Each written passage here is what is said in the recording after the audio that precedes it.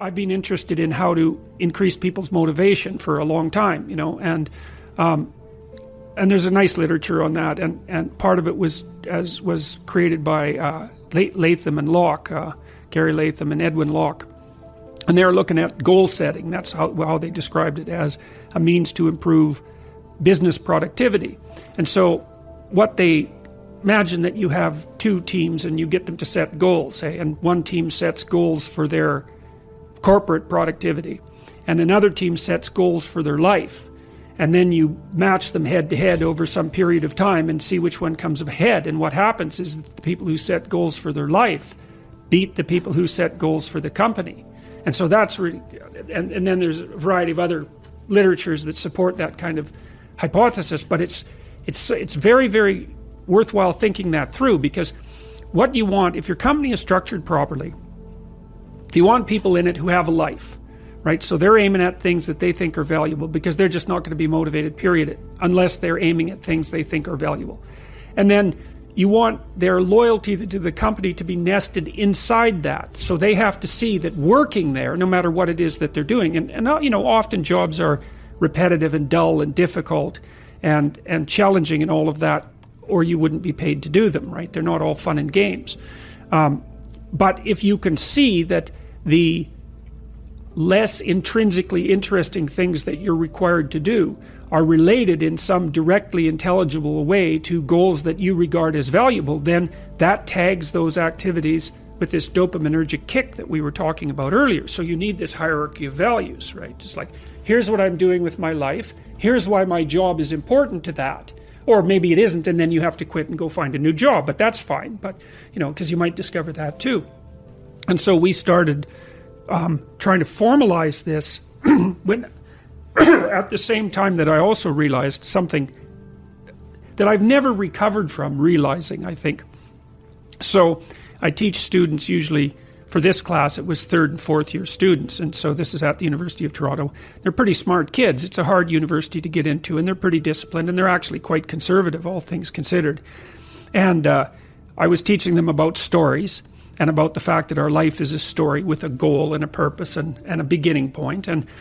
And I was encouraging them to develop their own stories. So I had them write an autobiography, and they really got into that. That was quite amazing. To identify, to break their life into epochs and then to describe the important episodes in each epoch, both positive and negative, and what they might do to reduce the possibility of the negative in the future and to capitalize on the positive, which is the purpose of memory, by the way. And then also to write a plan for the future. And so we formalized that. So the plan is, okay, first of all, you have to get yourself in the right mindset. And the mindset is you're trying to take care of yourself like you would care for someone that you cared for. That's a hard mindset to get into, because people like their pets better than they like themselves often. And then you have to have a vision. And so the vision would be, well, okay, 3 to 5 years down the road, if your friendship networks were configured properly, what would that look like? If you were pursuing the career that would be appropriate for you and sustaining for you, what would that look like? How are you going to educate yourself? How are you going to take care of yourself mentally and physically? What do you want for an intimate relationship? And how are you going to handle temptations like alcohol and drug abuse? Because they take people down pretty frequently. So all you have to do is think about, okay, what could that be like if you had what you needed? Not some wild fantasy, but realistic in what you needed.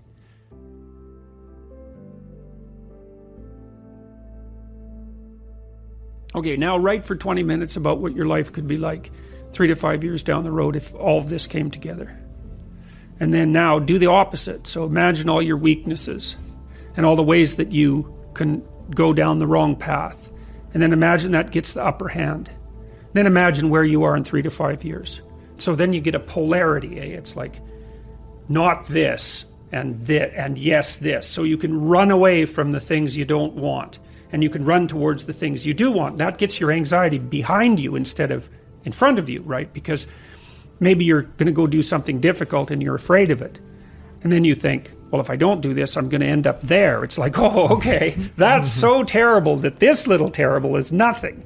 So And then in the next part of the exercise, you turn that into an implementable plan, and you write about why your life would be better and why your family's life would be better and why your community's life would be better. So it's like fully articulated. And we've tested about 10,000 university students with that now in 3 different locales.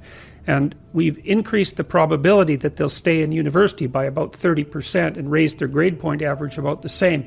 And it's worked best for men who were doing the least well. So in Holland, those were non-Western ethnic minority men, and they improved their performance enough to actually slightly exceed the Dutch national women who were at the top otherwise over 2 years. Yeah, it was unbelievable. It just blew us away. A psychological intervention to cure what's hypothetically a sociological problem. And so that's a good example of how, and what blew me away when I was first considering this is I had all these students, 21 years old, and I realized that no one had ever sat them down, not even once in their entire career in education, and said, okay, who do you want to be? Like, what sort of person is it that you want to be? Not job, it's like character. What do you want your life to be like? What should it be like? And what shouldn't it be like? And like, write about that seriously, like your life depends on it, because it does. And then I thought, well, that's so weird. Why in the world isn't our education system set up to help people with that? Because it's like, that's kind of obvious, It's like, what are you doing and why? And then I did some reading partly from John Gatto, who's done some interesting work looking at the history of the education system. And it was a derivation of the Prussian education system back in the late 1800s. And it was designed to produce obedient,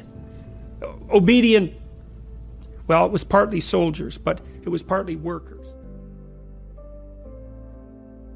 Well, competence beats obedience, right? So you unite people under a goal, and then you let them act autonomously. You got to not sell them the goal. That's not right. What you have to do is you have to go in and talk to them and discover what the goal is of the enterprise and what it is that fires people up. And that really does work. And the idea that capitalism is essentially crooked and it's the people who are pulling the wool over other people's eyes who win is like, well, now and then there's a criminal action and the person gets away with it, so to speak, although people get away with a lot less than they think.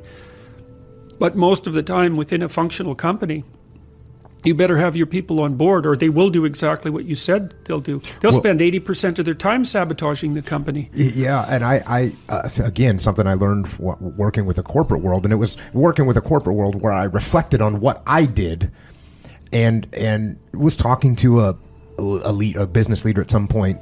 And I said, well, your people got to understand why they're doing what they're doing. And so then he, absorbs that and says, okay, that makes sense.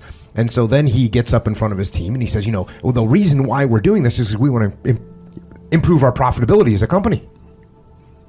And, he sat down and we talked afterwards and he said, did I do a good job? Because now they understand. And I said, oh, no, actually, you missed it. And then I started explaining to them better because I learned that what you have to explain, there has to be a thread of why that goes all the way through the corporate reason. But that why has to come back down to the individual contributor. Exactly. So they realize that when we do better as a company, when we're more profitable as a company, we can put more money in marketing and we can produce stuff cheaper because we'll do it on a more mass scale. Then we can lower prices and then we can actually hire more people. And that's going to make you move up in this command here and you're going to make more money. We're going to sell more stuff and you're going to get a bigger bonus. So you doing this, the reason why you're doing it is because then you can achieve those life goals because you want to buy that house and that car and send your kid to school. So there's a big difference. You need to make sure that the people understand why they're doing it, not for the corporate reason, not for the mission reason, but for why it's going to help them. The exact same thing you just said. Yeah, of course, it's also really helpful too if your corporation has, I hate to use the word vision because that's, turned into a buzzword, but, it's often that you're working in a company where worthwhile things are happening, exciting and worthwhile things, and you're trying to, make something better at a lower price, let's say. And so there's the heroism, let's say, of producing a product that's going to have a positive impact on the world. And you need to know how your small actions are tied with that greater goal. And then there's the financial self-interest as well. And the thing is, if you can't tell your workers that story, then either your company is fundamentally corrupt, because that isn't the true story. It's like you're actually working so that I can rape and pillage the company over the next 4 years and take all the value out of it and run, because CEOs do that from time to time, yes. Or you don't understand how the company works and you can't tell the story, which means you're basically incompetent. So, but, well, people are not wired up so that they will work without knowing why.